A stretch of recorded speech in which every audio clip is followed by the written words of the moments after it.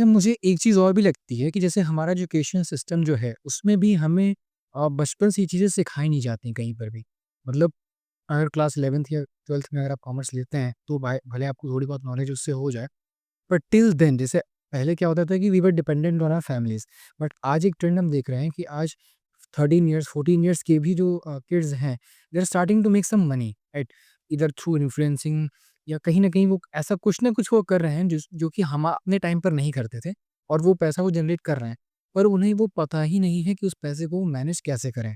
और in fact अगर मतलब जैसे जो अदर स्ट्रीम के स्टूडेंट्स होते हैं जो कि कॉमर्स के नहीं भी हैं, वो जॉब में जब आगे जाते हैं, तो उनके साथ भी एक सबसे बड़ा यही इश्यू आता है कि उन्हें ये पता ही नहीं कि अपने पैसे को हमें मैनेज कैसे करना है। IT employees. हाँ जी, आईटी एम्प्लॉइज़।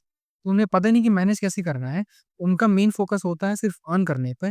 वो पर मंथ की उनकी सैलरी उनके अकाउंट में क्रेडिट होती है और मुझे लगता है कि शायद 15 से 20 दिन के अंदर वो सारी सैलरी वो स्पेंड भी कर देते हैं, without even thinking in the long run कि they won't be able to work at the age of 60 years.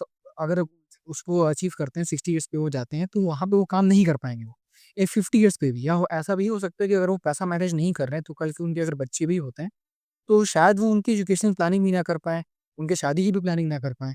तो ये क्या लगता है कि एजुकेशन सिस्टम भी हमारा है टू ब्लेम? होता है, बिल्कुल होता है। जैसे मैं खुद बहुत सारे क्लाइंट्स को देखता हूँ अपने, और उनकी सैलरी इस समय अगर 15 लाख है, 20 लाख है, 25 लाख्स है, और उनसे आप कभी भी फ़ोन पे अगर बात करिए तो वो यही कहते हैं कि अरे अंकित से पैसा नहीं बच रहा है, एकदम पैसा नहीं। नाउ इफ आई से कि समबडी इज़ अर्निंग 1.5 और 2 lakh rupees per month, even many people are earning with work from home, तो this is a big amount. But उसके बाद भी अगर पैसा नहीं बच रहा है तो दिस मीन्स कि कहीं न कहीं हमारा सही कंज़प्शन पैटर्न नहीं है। हम सही चीज़ें कर नहीं रहे हैं। या तो ख़ास करके ऐसी ईएमआईज़ के अंदर में उलझ गए हैं, जिनको रिपे करते-करते तक में हमारी सैलरी आती है, 50% हमारे ईएमआईज़ के अंदर में चला जाता है। तो आपने बिल्कुल सही पॉइंट आउट किया कि फाइनेंशियल एजुकेशन हमारे एजुकेशन सिस्टम के अंदर में बहुत लैकिंग है। पैसा कमाना और पैसा बचाना 2 अलग-अलग चीज़ें हैं। आप पैसा कमा सकते हैं, लेकिन हो सकता है कि पैसा बचा ना पाएँ। A person who is wealthy and a person who is earning more or earning high is are two different terms. You might earn more, but you still might not be wealthy.